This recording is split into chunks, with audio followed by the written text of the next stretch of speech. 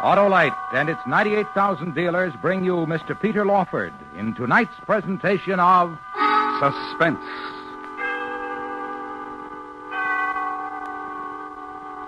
Tonight, Autolite presents a classic study of suspense, a new dramatization of one of the most terrifying stories ever written. Wilkie Collins' A Terribly Strange Bed. Our star, Mr. Peter Lawford.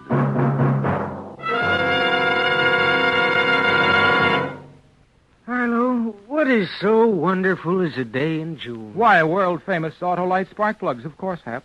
What? I said world-famous Autolite spark plugs are tops, Hap, because they're ignition-engineered, designed and built by ignition experts to give the best performance money can buy. That's why Autolite spark plugs are specified as original equipment on many leading makes of our finest cars, trucks, and tractors. But what do spark plugs have to do with June? Why, Hap, June is the perfect time to get your car tuned up, to get the spark plugs checked for summer driving. So, friends, see your Autolite spark plug dealer soon. He's a specialist on spark plug cleaning and adjustment for all makes of cars. And if replacements are needed, he will install ignition-engineered Autolite spark plugs, either resistor or standard type, best suited to your car and your style of driving. Remember, from bumper to tail light, you're always right with Autolite. And now, Autolite presents Mr. Peter Lawford in Wilkie Collins' story, A Terribly Strange Bed, hoping once again to keep you in suspense. Shortly after my education at college was finished, I happened to be staying in Paris with an English friend. We were both young men and lived, I'm afraid, rather a wild life in the city of our sojourn, and thus had probed the various refined pleasures suitable to our class, and searched for others less elegant. Searched for them in the neighborhood of the Palais Royal, which lies covertly against the dark River Seine, and from each closed doorway the small echoings of small promises. That one, Henry. That doorway there. Oh, you're drunk, Gerald. Pleasantly, exquisitely, modestly, delicately am I drunk. And therefore... Therefore what, Gerald? The doorway I have suggested and the word Frascati painted on it. Noble word, noble mysteries. I've been there.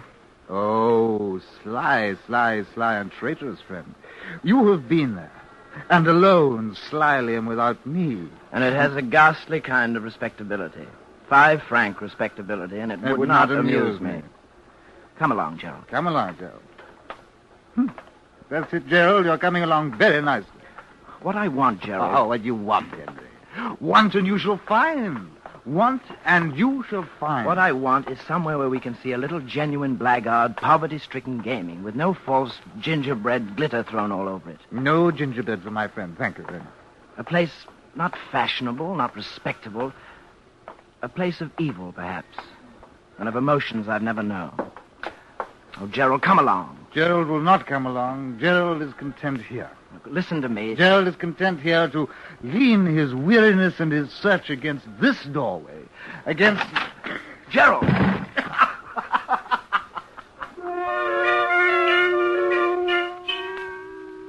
The door had flung open behind him, and Gerald had fallen flat on his back, and for a while laughed. Then, with my help, got up. And Gerald laughed no longer. For the room, the gaming room, was tragedy. Mute, weird tragedy. And the quiet in the room, horrible. And the people of the room, a thin, haggard, long-haired young man whose sunken eyes fiercely watched the turning up of the cards and never spoke.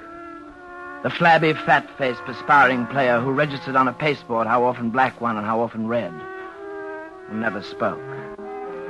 The dirty, wrinkled old man with the vulture eyes and the darn greatcoat who had lost his last sou and still looked on desperately and never spoke. The voice of the croupier. Red and black, make your bet. Red and black. The voice of the croupier, dull and thick in the atmosphere of the room. We had entered on a laugh, but the spectacle before us was something to weep over. I'd found it. The pleasure I searched, I'd found it. Henry. Yeah? Your eyes. The look in them. Yes? It's what you wanted, isn't it? The place of evil and of emotions you'd never... I want to play. Of course you do. Come then. Red and black, make your bets. Red and black, your bets. Red and black, your bets. 1,000 francs on Black.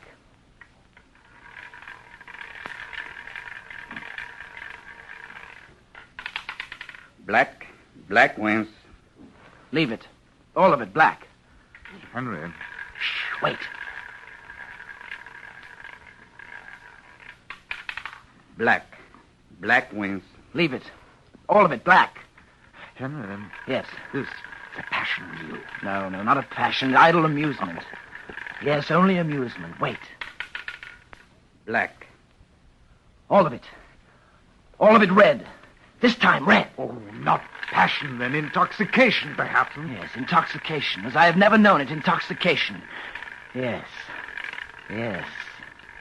Yes. Which has become. Red wins. All of it red.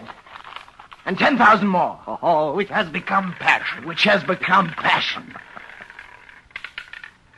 Red wins. Now, the Black croupier.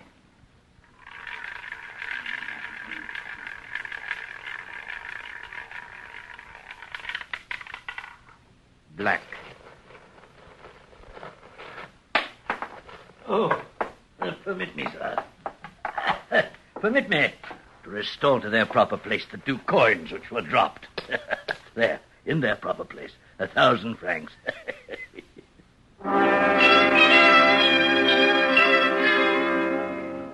A tall man, and quite fat, pinched into a frogged and braided surtout. A man of goggling, bloodshot eyes, mangy moustaches, and a broken nose. And the dirtiest pair of hands I ever saw. Yet in the mad excitement, his look, his hands, held no repelling influence on me. For now, in the mad excitement, in the reckless triumph, I was ready to accept even such as he. What wonderful luck is yours, sir. I pledge you my word of honor as an old soldier. In the course of my long experience in this sort of thing, never, but never have I seen such luck as yours. Thank you.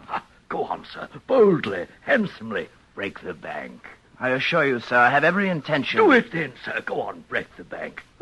My gallant English comrade, boldly, break the bank. All of it. Black.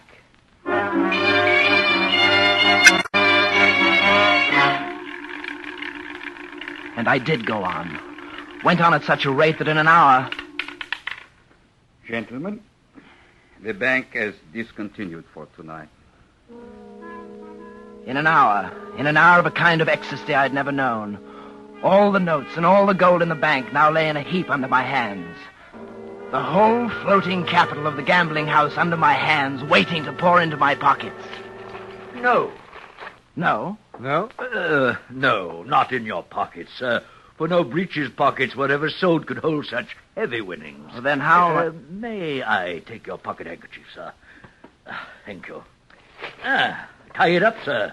Tie it up in your handkerchief, as we used to tie up a bit of dinner in the army. There, shovel it in. Now then, sir. 2 tight double knots each way, with your permission. And the money's safe. Thank you.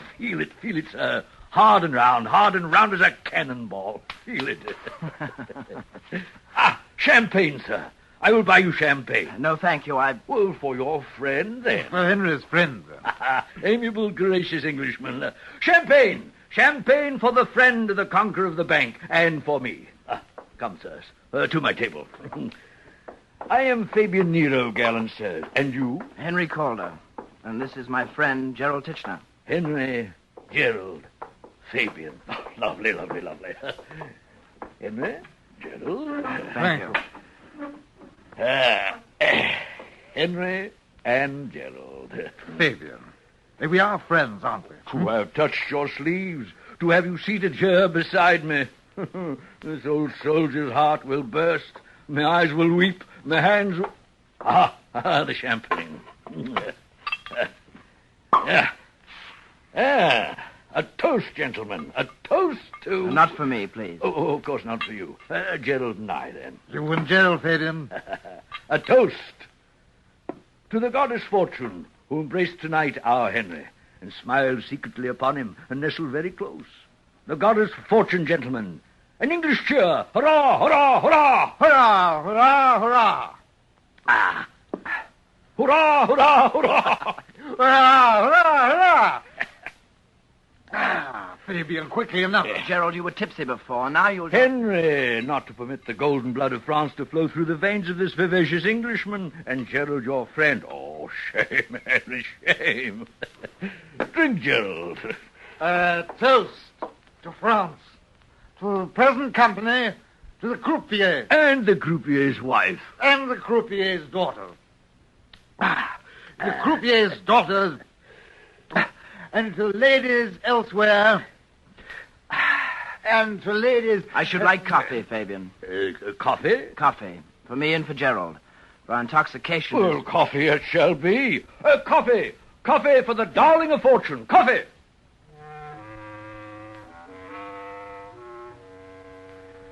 The word pronounced by Fabian Nero seemed to have a magical effect on the company present. They suddenly had lost interest and all rose to depart.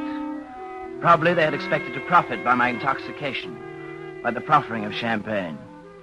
But finding I would have none of it, had now abandoned all hope of thriving pleasantly on my winnings. Whatever their motive might be, at any rate they went away in a body. And the silence of before was now deeper than ever. Then, from a sort of vestibule at the far corner of the room, a woman appeared, bearing a tray of coffee and glasses, and walked towards us, enveloped in silence. Woman of emaciated face and burning bright eyes and wisps of colorless hair drifting across her rouged cheeks. Your coffee, sir. Thank you. You will find it strong and good. Thank you. Strong and good, handsome sir. Here you are, sir. Thank you, for I am parched with thirst. And it was kind of you and of Fabian, and gracious and generous.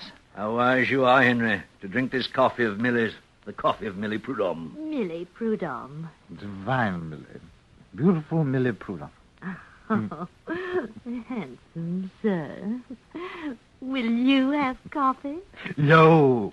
Champagne, Millie. To drink your beauty. How wiser than your friend, Gerald, to drink coffee and rid yourself of your little amiable exaltation of spirits before you think of going home. And you must, my good and gracious friend, for with all that money... Good and gracious friend. With all that money to take home tonight, it is a sacred duty to yourself to have your wits about you. Drink, Henry. Drink your coffee. You are known to be a winner to an enormous extent by several gentlemen present tonight who are but mortal men, sir, and have their own amiable weaknesses. Drink, Henry. Who'd surely rob and murder if you were to... Wait. Oh, Esther Henry? I'm ill. I'm very... What? He is ill, very ill. I will weep. Henry is ill and I'm drunk. Millie will sob. Will you sob, Millie? ill. A fit of giddiness. The room whirls round and round, furiously. Henry! Your voice deafens me, furiously. Oh, my dear friend, my dear friend. Madness to go home in your state. You would be robbed, murdered. You need a walking and then a sleep, and not a murdering. A walking and then sleep, and in a safe place, Henry. Yes, walk.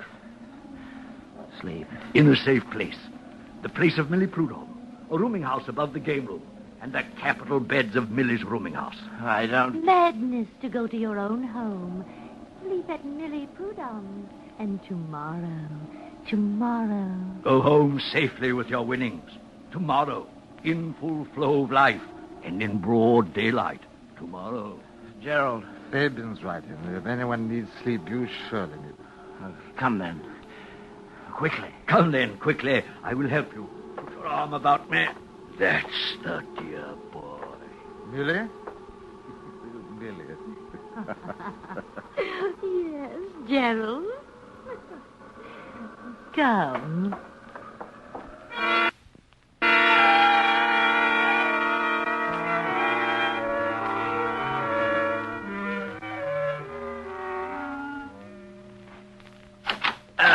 Injure, Henry. Here, the choicest room of Millie Prudhomme. The capital bed there, and the tasteful furnishing, and the deep sleep to be had, and the safe one. Till tomorrow, Henry. I don't know how to thank you. You have thanked me enough already with the exaltation of your splendid company. And that I could have been of some small service to your small malady. Oh, Millie. Well, let me go, Gerald. Oh, handsome, sir. Go, come, Millie. Henry wants his sleep. Oh, the wine, Millie. The wine. Oh, Henry, Oh, Henry. Millie Prudhomme, she...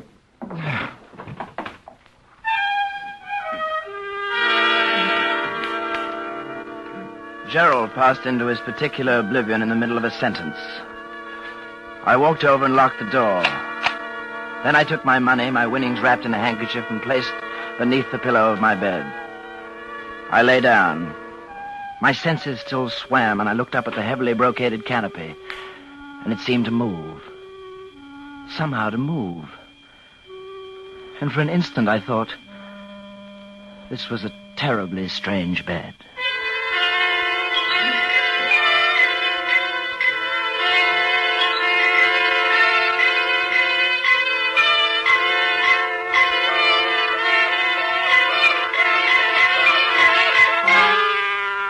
Autolite is bringing you Mr. Peter Lawford in Wilkie Collins' A Terribly Strange Bed. Tonight's presentation in radio's outstanding theater of thrills, Suspense.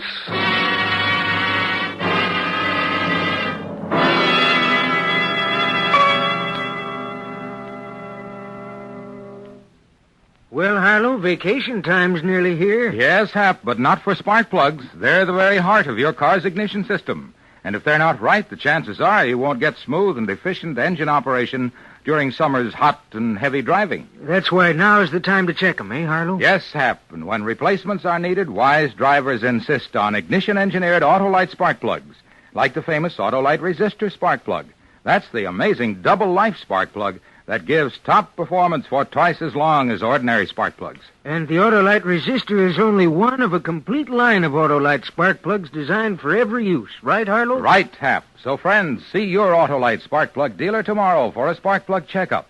And if you need replacements, take nothing less than ignition-engineered Autolite spark plugs, either standard or resistor type. You'll be glad you did, because from bumper to tail light, you're always right with Autolite. And now, Autolite brings back to our Hollywood soundstage Mr. Peter Lawford in Elliot Lewis's production of A Terribly Strange Bed, a tale well calculated to keep you in suspense.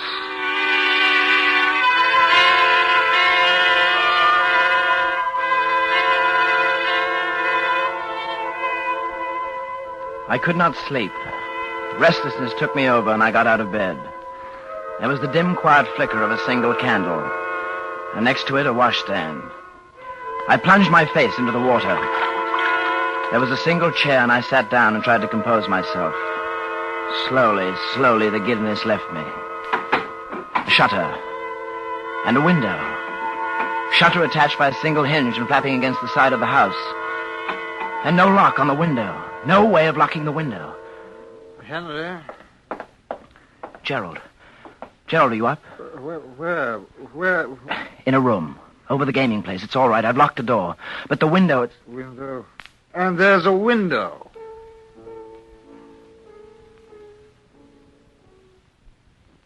Listen.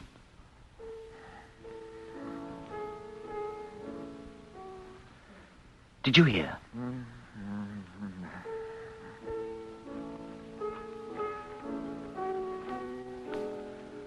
I was wide awake, and every one of my senses seemed to be preternaturally sharpened.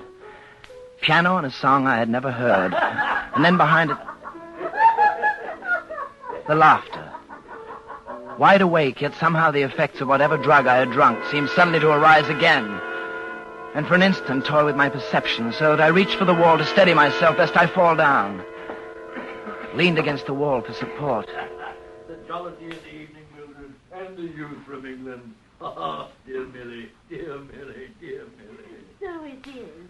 And Fabian, the youth and his friend, and the handkerchief now. He's such a dear boy. Yes. Such a dear boy. Yes. He's such a dear boy. He's such a dear boy. He's such a dear boy. The moment their voices wavered and fled, a kind of melancholy seized me. I walked over to the window and looked out. Looked out upon blackness, a swarm of blackness. No shapes definable could be made out through the gloom, except a lighter grayness of a sort, as if an abutment of some kind, I supposed. Directly across the window and somewhat below it, but how far across and to what length below I could not determine. For all purposes then, I knew only that we were above the street level in some 3 stories, and having felt the walls directly adjacent the window, I found them to be sheer. No one could enter there. I walked over to the bed and took a pillow and placed it beneath Gerald's head. The bed again, and I lay down. This bed that now I was lying upon, I must again describe to you. A 4-post bed with a regular top lined with chintz. The regular fringed valance all around. It was ridiculous now that I tried to sleep. I couldn't even close my eyes. I resolved then to beguile the tedium of my wakefulness by making inventory of every article of furniture I could see. Window, washstand, chest, chair, dressing table, picture. Upon the wall opposite the bed, a picture. A fellow in a high Spanish hat crowned with a plume of towering feathers. A swarthy, sinister ruffian, looking upward, it might be, at some tall gallows on which he was going to be hanged. Such was the picture. Another chair, candlestick, picture. It seemed to be moving. The hat had been pulled over the eyes, and there, the hat itself was gone. The hat was gone. The plumes,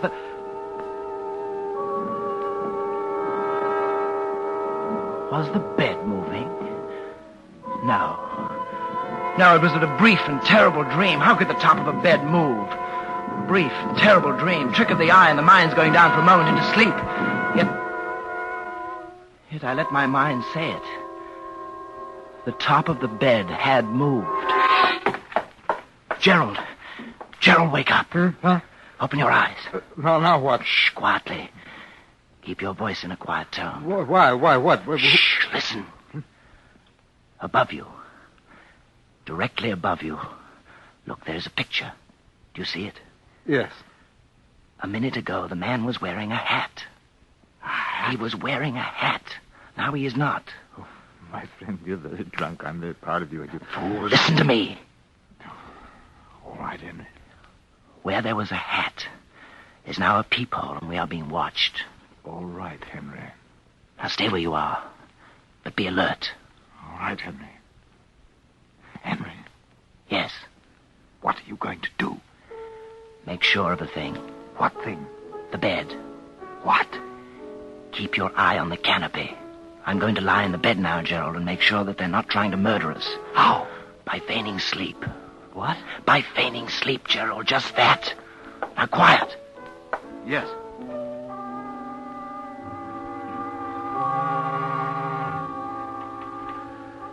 Now, I am constitutionally anything but timid.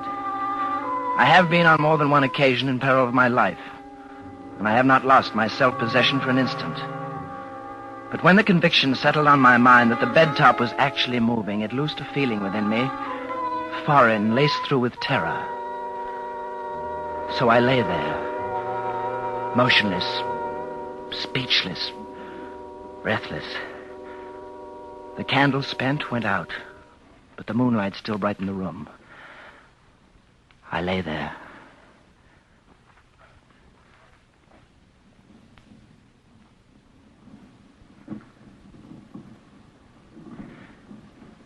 It descended.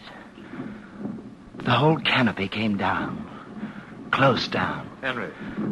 I lay there, Henry. literally spellbound by what was happening. Out of bed. At once I could not tell whether reality was here or my imagination was taking hold. Quickly before they... Closer, closer. Henry. Gerald's voice shattered this warm sea of fascination that bound me, and I leapt from the bed. Look, Henry. Yes, There, the middle of the bed top. The huge wooden screw. like a press, to smother me and relieve me of my winnings and then kill you. Doctor! Mr. Carter, open! Unlock the door! Open! The light of the morning, Gerald. And look, it comes up and through the window, across the narrow shaft. Another building. We can leap it. Not I. What? No, not I. My legs are still unsteady. If I should stand up on that sill, I'd fall into space. Then wait. And hurry. Yes. Hurry! Hurry!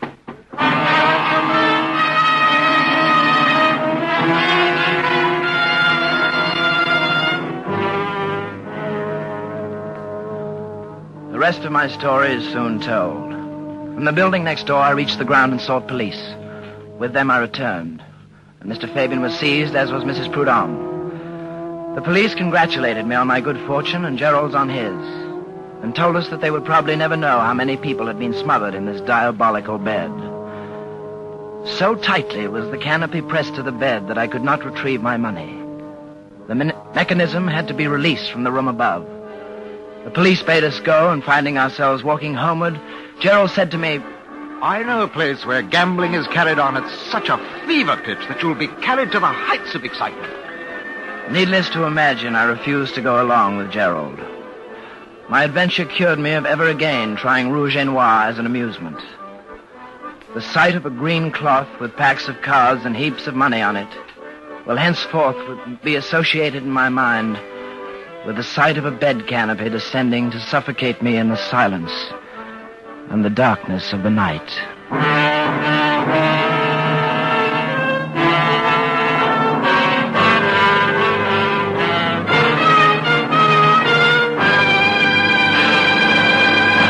Suspense, presented by Autolite. Tonight's star, Mr. Peter Lawford. Here are the results of the great $100,000 Autolite Family Charity Drawing. Over 5,200,000 entries were received for this event. Last week, a final drawing was held in New York under the supervision of a distinguished committee. Here are the names in the order of their selection. $50,000 will be distributed to the charity or charities designated by Desi L. Irish of Vallejo, California. $20,000 will go to the charity or charities designated by Lucille Foisey of Miami, Florida. $5,000 to the charity designated by Vincent W. Sisler of Howe, Indiana. $3,000 to the charity designated by Stuart Smith of Ogdensburg, New York. And $2,000 to the charity designated by L.G. Bridgewater of Kennewick, Washington. These people and 20 others who will each designate $1,000 to their favorite charities have all been notified. And now this is Harlow Wilcox wishing you a summer of safe driving with the reminder that wherever you travel, from bumper to tail light, you're always right with Autolite.